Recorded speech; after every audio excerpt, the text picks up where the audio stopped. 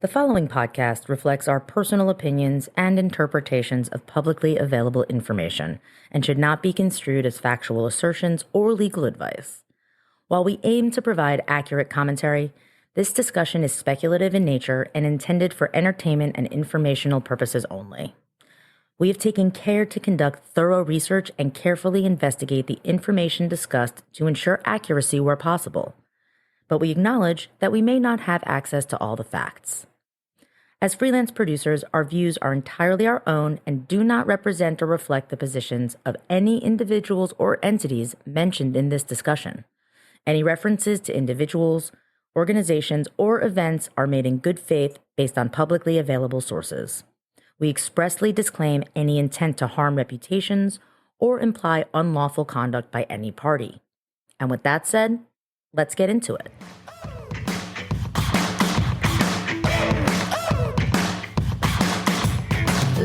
Hey y'all, Lauren here, TV producer by day, reality junkie by night, and your guide to the galaxy of shows you love to hate, hate to love, and live to bitch about. This is Reality Bites, the podcast where we deep dive into the week's buzziest reality TV and pop culture happenings. I'm Morgan. By night, I'm Lauren's co-host and other better half. And by day, I moonlight as an executive producer. I've been around the Bravo block enough to know, let's just say, where the bodies are buried. We'll take you through the biggest and best water cooler moments of the week through a producer's lens you won't find anywhere else. Buckle up, buttercups. I've had enough of you, you beast. Beast? How dare you? This is Reality Bites.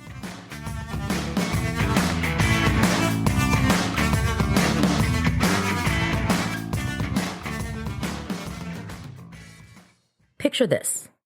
Deadpool, in the midst of an over-the-top battle, grabs a man-bun-wearing, self-proclaimed feminist named Nicepool and uses him as a human shield. Ladypool, guns raised, doesn't hesitate. She shoots Nicepool dead without blinking. At first glance, it's another wild, irreverent Deadpool moment. But what if it isn't? What if this scene, along with a slew of other subtle jabs scattered throughout the movie, is part of something much bigger, pettier, and far more personal?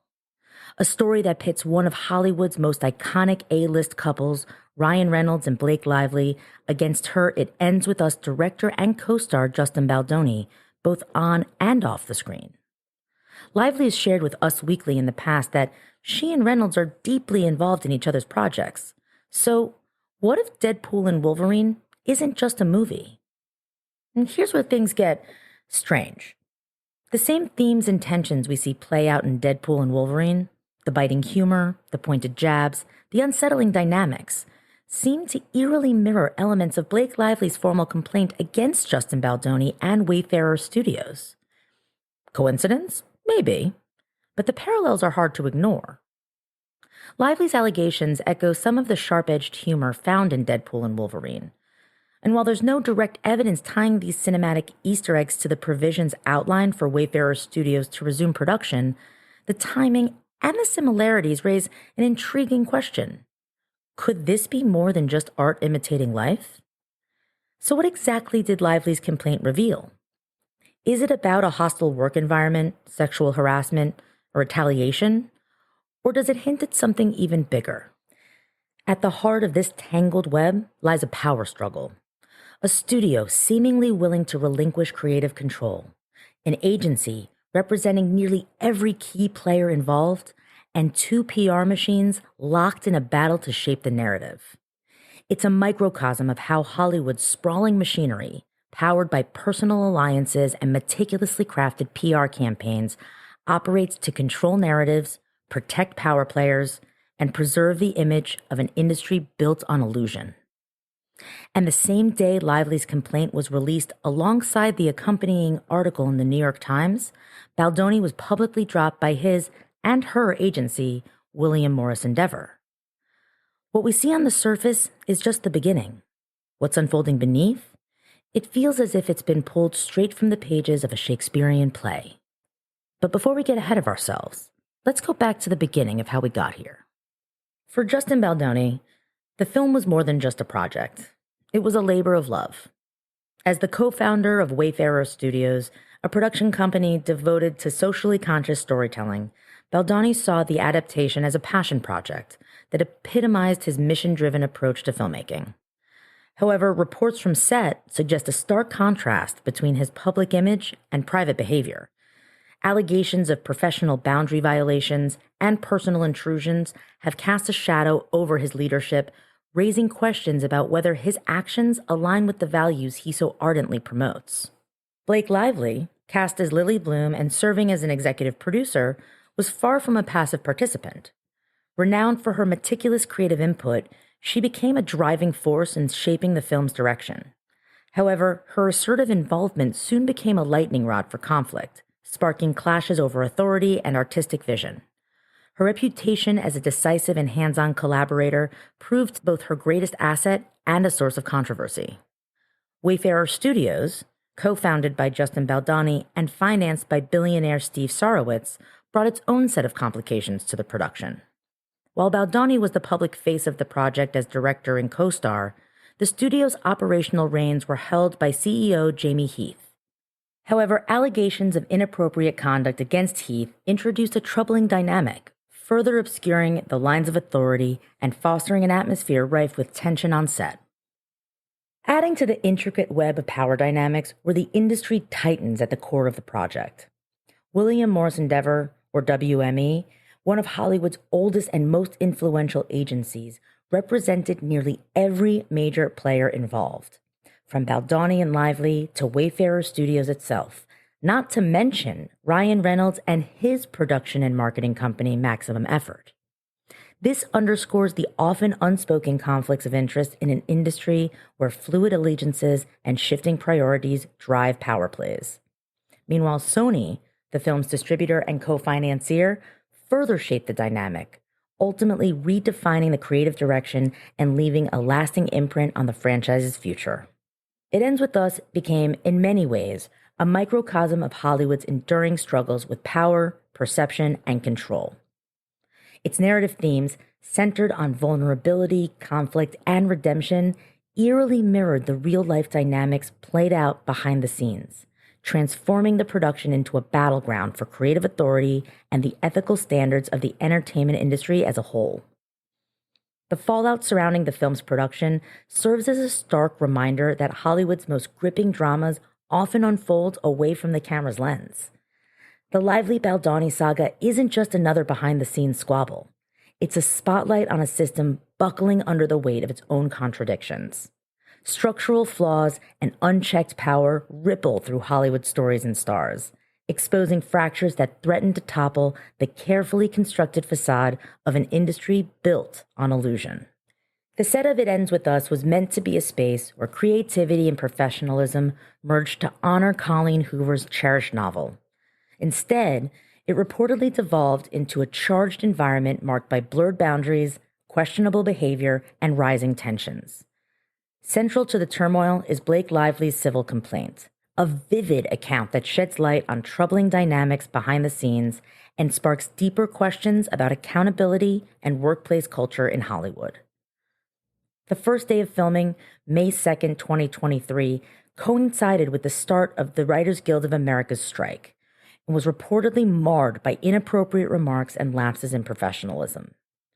According to Lively, Wayfarer Studios CEO Jamie Heath set an uneasy tone with a joking comment about HR complaints being filed on day one. Now, what might have seemed like an offhand remark at the time, in hindsight, suggests a pattern of incidents involving Heath, director Justin Baldoni, and the production's broader struggles with maintaining boundaries and ensuring a safe working environment. Now, Baldoni, who also co-founded Wayfarer Studios, faced allegations of repeatedly overstepping professional boundaries. According to Lively, Baldoni disregarded industry protocols for intimate scenes, improvising, without her consent, an unscripted kiss that involved biting and sucking on her lower lip. Lively's civil complaint further alleges a culture of objectification on set, accusing Baldoni of making frequent remarks about the appearances of female cast members, including reportedly pressuring her to remove her coat to reveal an outfit he described as more, quote, sexy. In another instance, He allegedly referred to a co-star's leather pants as, quote, sexy, and brushed off her discomfort with the comment, quote, my wife is here, so it's fine. Adding to the tensions, Baldoni reportedly became fixated on Lively's public image, at one point allegedly criticizing paparazzi photos of her and calling her, quote, old and unattractive. Baldoni, according to the complaint, over these photos disrupted production and further strained their professional relationship. The allegations extended beyond Baldoni, implicating Jamie Heath, who's accused of engaging in inappropriate conduct, including by playing Lively and her assistant a private video of his wife giving birth. When Lively expressed discomfort, Heath ostensibly waved off her concerns, remarking that his wife, quote, wasn't weird about this stuff. The incident, as described in the complaint, only heightened Lively's unease on set, underscoring the blurred boundaries between personal and professional interactions. Lively's complaint also pointed to troubling allegations of safety lapses on set. She claims a COVID-19 outbreak exposed both her and her infant to the virus, with production failing to inform her, a breach she alleges unnecessarily endangered her family. Adding to these concerns were reports of pressure to simulate nudity during a childbirth scene filmed in an unsecured environment, contributing to what Lively characterizes as a profoundly invasive and unprofessional atmosphere. As tensions escalated, Lively, serving not only as the film's lead but also an executive producer, reportedly sought intervention from Sony, the distributor and co-financier on the film, which was on May 26, 2023. Now, according to her account, Sony redirected her back to Wayfarer Studios. On the surface, this might seem unusual, but it's worth noting that the standard protocol in the industry is for such issues to be addressed through the production company before escalating to the network or distributor. As an experienced executive producer myself, I can confirm this structure is universal across productions, a process Lively, as a seasoned producer, would have been well aware of. However, this raises an important question. Issuing a complaint to the very people you're complaining about can inherently create a conflict of interest, and that's precisely where agents and managers come in, to act as intermediaries, negotiating and shielding individuals from discomfort or unease in the workplace. Why Lively didn't take this route is unclear, but given her extensive experience in the industry, it's a decision that raises some questions. Her complaint doesn't specify when she subsequently approached Baldoni and Heath to discuss her concerns. It is worth noting that 2 weeks elapsed between when she reportedly approached Sony and the start of the SAG-AFTRA strike. Wayfarer Studios, for its part, allegedly assured her that her concerns would be addressed. However, no material investigation appears to have taken place before the strike halted production on June 16, 2023. Hollywood ground to a halt as SAG-AFTRA joined the Writers Guild of America in a historic dual strike, freezing productions industry-wide, including It Ends With Us. During the downtime, the rules for actors and writers were clear. No work-related activities were permitted under strike regulations. Now, Lively's dual role as an executive producer introduced a layer of ambiguity. While her acting responsibilities were clearly defined, her producer role may have granted her some latitude to focus on broader strategic planning, so long as those efforts stayed within the production logistics and avoided crossing into artistic contributions. This ambiguity and the strike's timing raises a fascinating question. Could this have been her moment to assert greater control over the project and reshape dynamics to achieve a rebalancing of creative power? To explore this possibility, it's worth considering an example close to home. So let's take a look at her husband, Ryan Reynolds' playbook, going into Deadpool 2. Now, the Deadpool franchise was a property that Marvel sold off to Fox Studios in the 90s, when it wasn't considered highly valuable. But Reynolds latched onto the character and turned it into his passion project, developing the concept himself and pitching it a staggering 87 times before it was greenlit. Fox finally agreed to make the film, but with a measly $58 million budget, which is far below the typical cost of a superhero franchise movie. Tim Miller was brought on to direct, and his creative fingerprints helped shape the film into the phenomenon it became. Now, on that modest budget, Deadpool grossed a staggering $363 million domestically and $782 million globally. But despite its success, director Miller only made around $250,000 for the 2 years of work on the project. So let's talk about what happened to create a rift between Miller and Reynolds, the actor whose career Miller helped resurrect, when it came time to make the sequel. Now, during the development of Deadpool 2, Reynolds famously renegotiated his contract, including an understandably massive raise given the success of the first installment. He secured casting approval and sweeping creative oversight. This process created delays and amplified tensions between the two key players. Miller, who envisioned a more stylized sequel, clashed with Reynolds, who prioritized the raunchy comedic style that defined the first film's success. Ultimately, Miller left the project and has been quoted saying, "It became clear that Ryan wanted to be in control of the franchise. You can work that way as a director, quite successfully, but I can't. I don't mind having a debate, but if I can't win, I don't want to play." And I don't think you can negotiate every creative decision. There's too many to make. So Ryan's the face of the franchise, and he was the most important component of that, by far. So if he decides he wants to control it, then he's going to control it. Reynolds turned creative differences into an opportunity to take charge of Deadpool, transforming the franchise into a multi-billion-dollar juggernaut with himself firmly at the helm. This brings us back to Lively, who, along with Reynolds, has proven adept at navigating Hollywood's intricate power plays.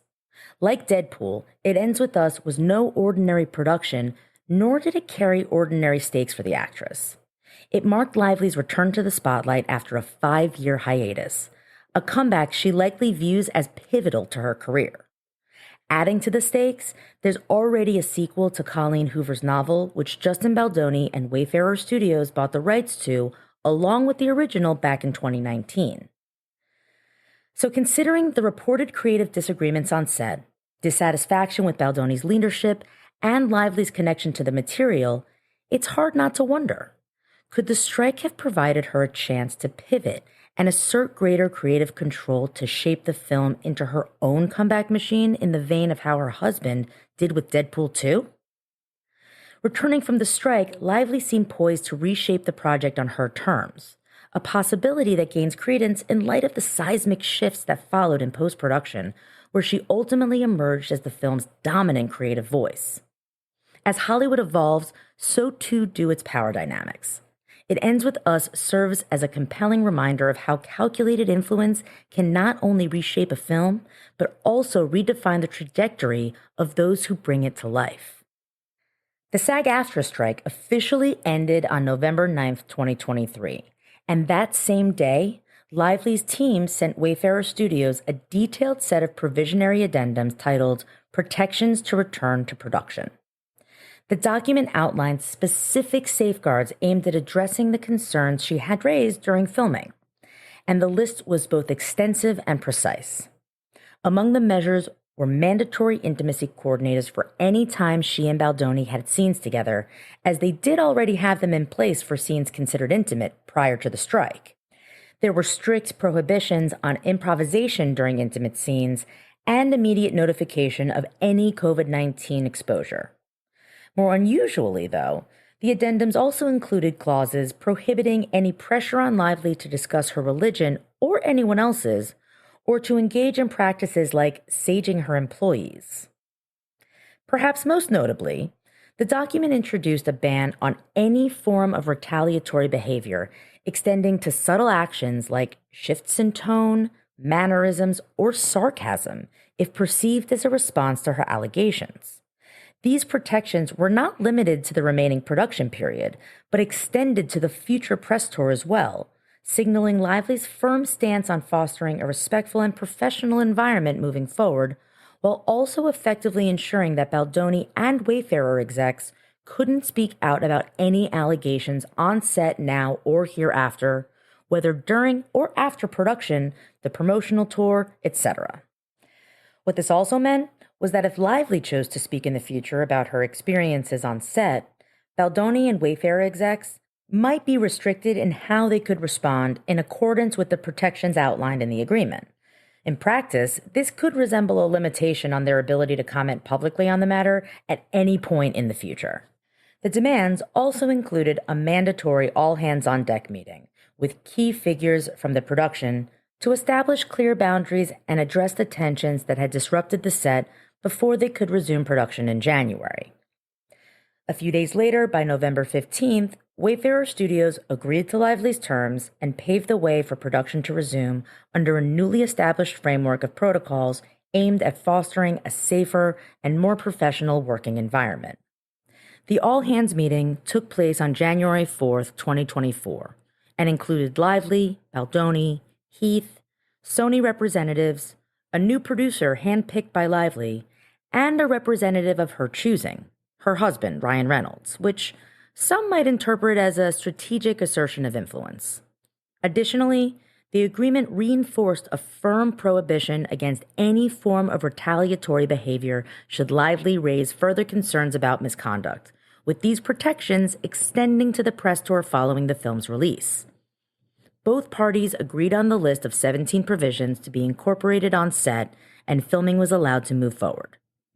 Now, look, it's important to note that per SAG-AFTRA rules, Blake and her internal team were permitted to hold discussions and draft provisions during the strike, as long as these did not pertain to her role as an actor or involve studios or external entities while the strike was ongoing. However, as an EP as well, it is murky if Blake was in conflict with SAG-AFTRA strike rules when she was cultivating a plan as a producer tied to her acting, one that could have also fundamentally undercut the production's completion of the film. And with the revised guidelines in place, production resumed on January 5th and concluded on February 9th, 2024, without any reports of further misconduct. And while the film may have wrapped without further incident, the battle for control was just beginning. Next time, in episode 2, we examine the creative tensions that reportedly intensified during the post-production of It Ends With Us. While rumors of on-set friction between Justin Baldoni and Blake Lively had circulated, it was the competing edits, shifting marketing strategies, and evolving alliances that seemed to elevate the stakes behind the scenes. We'll explore Sony's controversial decision to support 2 competing cuts, a move that set the stage for a creative power struggle. We'll also unpack Ryan Reynolds' unexpected role in the narrative with his Nice Pool satire and explore how a Taylor Swift track became a subtle but telling element in the film's marketing strategy. From calculated PR tactics to subtle social media moves and premiere night dynamics, we'll piece together how the quest for creative control may have transformed into a larger battle for influence, potentially leaving ripples throughout Hollywood. Join us as we continue to unravel the blurred lines between passion projects, personal stakes, and the unspoken agendas that may have fueled this dramatic behind-the-scenes saga.